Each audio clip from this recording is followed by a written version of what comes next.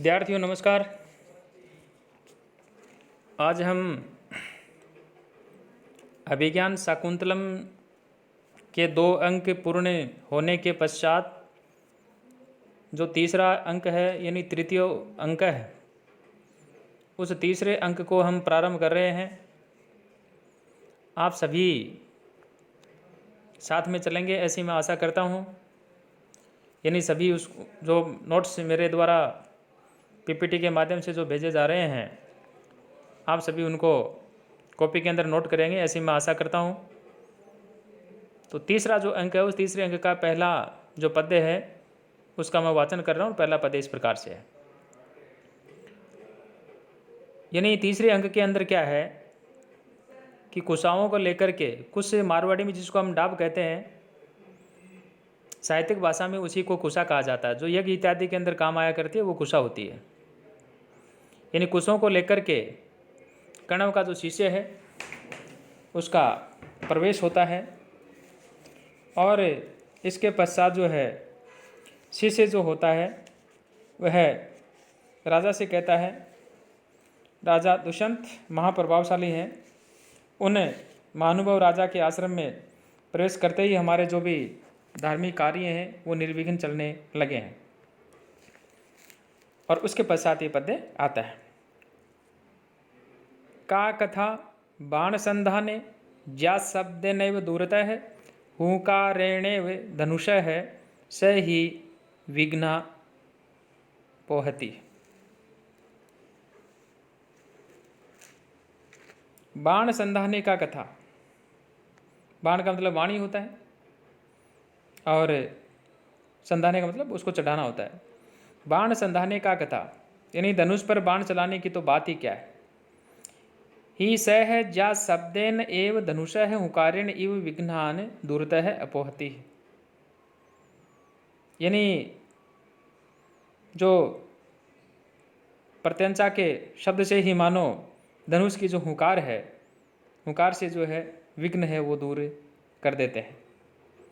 ये जो राजा दुष्यंत है उसके संदर्भ में कण्व का जो शिष्य होता है वह ये बात जो है कहता है। और यहाँ आश्रम जो उसके अंदर ये बात कही जा रही है। उत्प्रेक्ष अलंकार है, अनुष्टुप छंद है। इसके अलावा आप इनके अंदर जैसे ही है अव्यय लिखें, श है सर्वनाम लिखें, एव अव्यय आ गया, फिर इव अव्यय आ गया। इस प्रकार से कथा शब्द आ रहा है। इनमें आप व्याकरणात्मक जो टिप्पणी है उनको भी साथ साथ में नोट करते जाए। दूसरा जो पद्य है वो इस प्रकार से है। जाने तपसो वीर्यम सा बाला पर्वती इति में विदितम, अलम अस्मि ततो हृदयम तथापि नेदम निवर्तितु। राजा कह रहा है लंबा श्वास लेते हुए, तपसह वीर्य जाने सा बाला पर्वती इति में विदितम।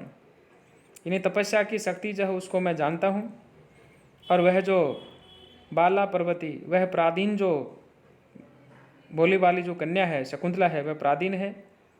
इति में विदितम यह भी मुझे विदित है। तथापि इदम हृदयम ततः निवर्तितुम अलम न अस्मि। फिर भी इस मन को उससे हटाने में जो है मैं समर्थ नहीं हूँ। तीसरा जो पद्य है, यहाँ इस तीसरे पद्य के अंदर थोड़ा सा आप ध्यान दे करके सुनेंगे क्योंकि परीक्षा की दृष्टि से महत्वपूर्ण है। तव कुसुम सरत्वम शीत रश्मित्वम इंदोर द्वयम इदम अयथार्थम दृश्यते मद्विधेषु विसृजति हिम गर्भैर अग्निर्मयुख इंदु मयुखै है मयुखैस्त्वम अपि कुसुम बाणान वज्रसारी करोसि। राजा यहाँ तो चंद्रमा है, उस चंद्रमा को लक्ष्य बना करके ये बात कही और कहा तब कुसुम सर्वत्वम इंदोह शीत रश्मित्वम, तुम्हारा पुष्पशायिक होना ये कामदेव को कहा, और शीत रश्मित्वम और चंद्रमा है उसका शीतल किरणों वाला होना। तब कुसुम सर्वत्वम इंदोह, यहाँ कामदेव को संबोधन किया। शीत रश्मित्वम इदम द्वयम अपि, और शीतल किरणों वाला चंद्रमा। तो तब कुसुम सर्वत्वम इंदोह शीत रश्मित्वम इदम द्वयम अपि मद विदेशु अयथार्थ दृश्यते। यानी तुम्हारा पुष्पशायिक होना, चंद्रमा है उसका शीतल किरणों वाला होना, ये जो दोनों बातें हैं, ये दोनों बातें मुझे जो है जैसे काम पीड़ित जो विरहियाँ हैं उनके विषय में कहा, इंदु हिम गर्भई है मयूखय अग्निर्विसृजति। इस प्रकार से जो काम पीड़ित जो वीरनियाँ हुआ करती हैं उनके विषय में असत्य जो है दिखाई जो देते हैं, क्योंकि इंदु हिम गर्भई मयूखई अग्नि विसर्जती। चंद्रमा जो है वो तो तुषार पूर्ण किरणों से अग्नि जो है उसकी वर्षा करता है। त्वम अपि कुसुम बाणान वज्रसारी करोसी, और तुम भी जो है पुष्प सरों को जो है एक तरह से वज्र के तुल्य जो है कठोर बना रहे हो। यहाँ जो विरही हैं उन विरहियों की दशा का यथार्थ चित्रण किया गया। संयोग की अवस्था में जो कामदेव के फूलों के कोमल बाण जो है सुख पहुँचाते हैं, और चंद्रमा की जो शीतल किरणें होती हैं वो ताप को हरण करने वाली होती हैं। वहीं वीरावस्था के अंदर काम पीड़ित के लिए विपरीत जो है इस प्रकार से वो बन जाते हैं। यही कारण है कि राजा के लिए चंद्रमा जो है अपनी शीतल किरणों से उसकी यानी जो विराग्नि है उस विराग्नि को और भी जो है अधिक जो है वह उद्दीप्त कर देता है, और वे विरह से संतप्त होने के कारण चंद्रमा जो है उसकी शीतल किरणों में अग्नि का अनुभव करने लगते हैं। काम के कुसुम बाण जो है वो भी वज्र के तुल्य जो है कठोर बनकर उनसे विरह व्यथित अंतःकरण को और अधिक जो है विदीर्ण कर देते हैं। यहाँ मैं बार बार आपसे निवेदन करता हूँ कि अपने को इसके अंदर जो है व्याकरणात्मक टिप्पणी जो है वह अपने को हमेशा याद रखनी चाहिए। मालिनी छंद का उदाहरण है ये। व्याकरणात्मक टिप्पणियों के अंदर बहुत सरल सरल शब्द हैं वो हम लिखें, जैसे तव आ गया, उसके बाद में अयथार्थ आ गया, विसृजति आ गया, मयूखई आ रहा है, त्वम आ रहा है, अपि आ रहा है, करोसी आ रहा है। इस तरह से हम पहले शब्द रूप है वो लिखें, धातु रूप लिखें, अव्यय लिखें, कृदंत शब्द लिखें, तद्धित शब्द लिखें, समासी शब्द लिखें, और कहीं यदि संधि आ रही है तो आप संधि है उस संधि को भी वहाँ नोट करें। तो इस प्रकार से यहाँ ये जो पद्य है ये पद्य आप लोगों के लिए बहुत महत्वपूर्ण पद्य है, आप लोग इसको याद करेंगे। और अब चलते हैं हम आगे वाले पेज के ऊपर और पद्य नंबर 4। यहाँ क्या है कि सक्यम अरविंद सुरभि कणवाही मालिनी तरंगणाम अंगैर अंग तप्तैर विरलाम आलिंगितुम पवनः। अरविंद सुरभि ही मालिनी तरंगणाम कणवाही पवनः है, अनंग तप्तै है अंगई है अविरलम आलिंगितुम शक्यम। अरविंद सुरभि ही मालिनी तरंगणाम है, यानी कमलों से सुगंधित जो मालिनी नदी है, उस मालिनी नदी के जो तरंग है उन तरों के जल कणों को धारण करने वाला जो है कणवाही पवन है, जल कणों को धारण करने वाला ये जो वायु है, यह वायु अंग तप्तई है अंगई है अविरलम आलिंगम सक्यम, यानी काम से संतप्त मेरे जो अंग है उन अंगों को द्वारा लगातार जो है तृप्ति पर्यंत जो है वह सेवनीय है। तो इस प्रकार से जो घूमता है और घूमने के पश्चात जो है ये बात जो है राजा दुष्यंत जो होता है, दुष्यंत के द्वारा ही ये बात कही जाती है। पद्य इतना महत्वपूर्ण नहीं है, परंतु एक जो अपना क्रम जो होता है वो हमारा टूटे नहीं, इसलिए एक कड़ी से दूसरी कड़ी को जोड़ने के लिए यहाँ जो पद्य है इस पद्य का वाचन किया गया। और अब अगला जो पद्य है वो आपका जो 5वां पद्य है उसके अंदर हम जो है अध्ययन करेंगे, और 5वें पद्य के अंदर जो है ये बात यहाँ पर जो है कही गई है। राजा घूमता है चारों तरफ, और घूमने के पश्चात वहाँ जो है जो वेद है उन वेदों से घिरा हुआ जो लता मंडप है उसमें इस शकुंतला को उपस्थित होना चाहिए, ऐसा वो अनुमान लगाते हैं। और नीचे होकर के देखता और कहता है, अभ्युन्नताम पुरस तावत अवगाढ़ जघन गौरवाद पश्चात द्वारे अस्य पांडु सिकते पद पंक्ति दृश्यते अभिनवा। पांडु सिकते अस्य द्वारे, यानी कुछ पीले वर्ण की जो वालू का राशि है ऐसा इस वाला द्वारे पुरस्तात अभ्युन्नता पश्चात जघन गौरवात अवगाढ़ा अभिनवा पद पंक्ति दृश्यते। लता मंडप के द्वार पर जो है आगे की ओर से जो है उठी हुई तथा पीछे की ओर जो है नितम स्थल जो है उसके भारीपन के कारण से नीचे की ओर एडी जो धसी हुई है, और ऐसी नवीन पंक्ति जो है ये नवीन पंक्ति जो है दिखलाई पड़ रही है। राजा यहाँ पर ये कहना चाह रहा है कि लता मंडप जो है उसके द्वार पर नीचे की ओर देख करके राजा कहता है कि शकुंतला को अवश्य इस मंडप में होना चाहिए, क्योंकि इस मंडप के द्वार पर जहाँ पीले वर्ण की रेत जो पड़ी हुई है, नवीन पदचिन्ह दिखाई पड़ रहे हैं, निश्चय ही ये पदचिन्ह जो है शकुंतला के ही होंगे, क्योंकि ये आगे की ओर तो कुछ ऊपर उठे हुए हैं, पीछे की ओर जो उसके जगन स्थल के भारीपन होने के कारण से गहरे धसे हुए हैं। इस प्रकार इससे स्पष्ट होता है कि यहाँ ये जो लता मंडप है, इस लता मंडप में शकुंतला जो उसने प्रवेश किया है।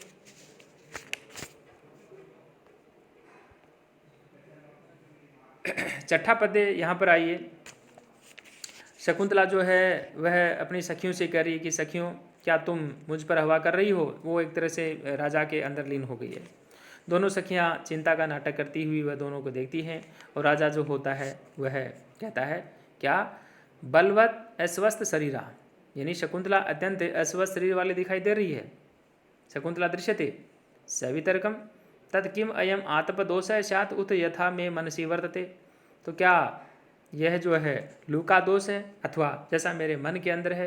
अभिलाषा पूर्वक उसको देखता है और कहता है कि संदेह करना, अथवा कृतम कृतम संदेह न, यानी संदेह करना व्यर्थ है। प्रियायाः स्तनस्थो क्षीरम शिथिलत मृणालैकवलयं सा बाधम इदं वपुः किमपि कमनीयम अस्ति कामं मनसिजनिदाग प्रसर्योः तापः समं भवति तो युवतीषु ग्रीष्मस्य अपराधः एवं शुभगम न भवति।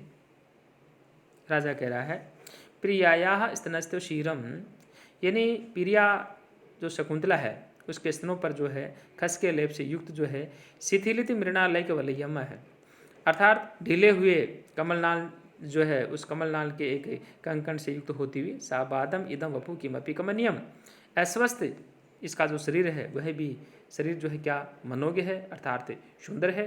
कामम मनसिज निदाग प्रसरियो ताप है समम भवती, तो भले ही काम और ग्रीष्म का जो संचार का जो ताप है वह समान हो, किंतु युवतीषु ग्रीष्म से अपराधम एवं शुभगम न भवती, किंतु जो तरुणियाँ हुआ करती है उन तरुणियों पर ग्रीष्म का जो संताप है ऐसा सौंदर्य वर्तक नहीं होता है। तो यहाँ जो राजा है उस राजा के द्वारा जो है ये बात जो है यहाँ कही जा रही है कि वास्तव में जो नायिका है, इस नायिका का जो संताप है, इसकी जो पीड़ा है, उसके संदर्भ में जो है वो ये बात कर रहे हैं। और वो कहते हैं कि काम ताप पीड़िता शकुंतला जो है अत्यधिक अस्वस्थ दिखाई दे रही है।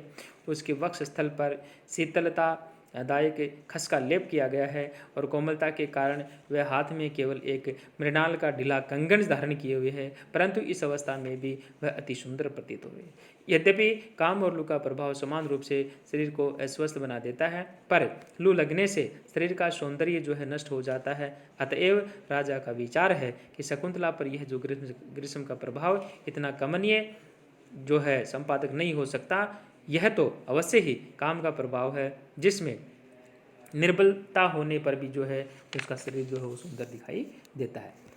अलंकारों की इसमें भरमार है, विभावना भी है, विशेषोक्ति भी है, अप्रस्तुत प्रशंसा भी है, अनुमान भी है, समुच्चय भी है, और शिखरणी नामक जो है इसके अंदर जो है छंद है। रसय रुद्र छीना यमन सब लागे शिखरणी, ये शिखरणी जो छंद है उसका उदाहरण है।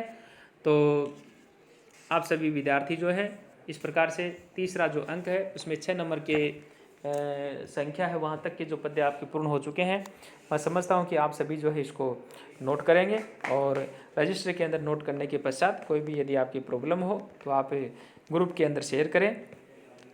ग्रुप में यदि नहीं करते हैं तो ऊपर जो नाम लिखा हुआ होगा वहाँ आप जो है मेरे को वैसे भी पूछ सकते हैं। आप जब भी आपको समय मिले ग्रुप के अंदर शेयर करेंगे तो सबके लिए फ़ायदे का जो सौदा होगा, और इंडिविजुअल पूछोगे तो केवल आप ही लाभान्वित होंगे।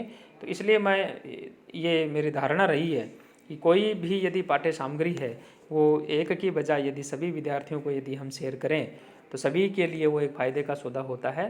तो बाई चांस यदि कोई ऐसा शब्द, कोई ऐसा अर्थ, कोई ऐसी टिप्पणी यदि आप क्लियर नहीं कर पा रहे हैं, आपको सुनने में यदि कोई भूल से यदि कोई बात रह गई होगी, आप यदि समझ नहीं पा रहे हैं, आप सुन नहीं पा रहे हैं, तो आप जो है निश्चित रूप से इस प्रकार से ये जो इसके जो कंटेंट्स हैं उसको आप पढ़ने के बाद में यदि आप सुनते हैं तो आपके समझ में आ जाएगा। ऐसा कोई हार्ड इसके अंदर अभी तक कुछ भी आया भी नहीं है। व्याकरण ज़रूर आपके हार्ड पड़ेगी, परंतु अभी वो चलेगी नहीं। चूँकि ये बुक्स जब शुरू कर ही दी है तो कम से कम इसके 5-7 अंक तो थोड़े तो आधे तो करें। तो बाई चांस यदि आगे पढ़ाने का यदि पूरी पढ़ाने का अवसर यदि नहीं भी प्राप्त हो तो भी कम से कम ये नहीं रहेगी सिलेबस नहीं हुआ है।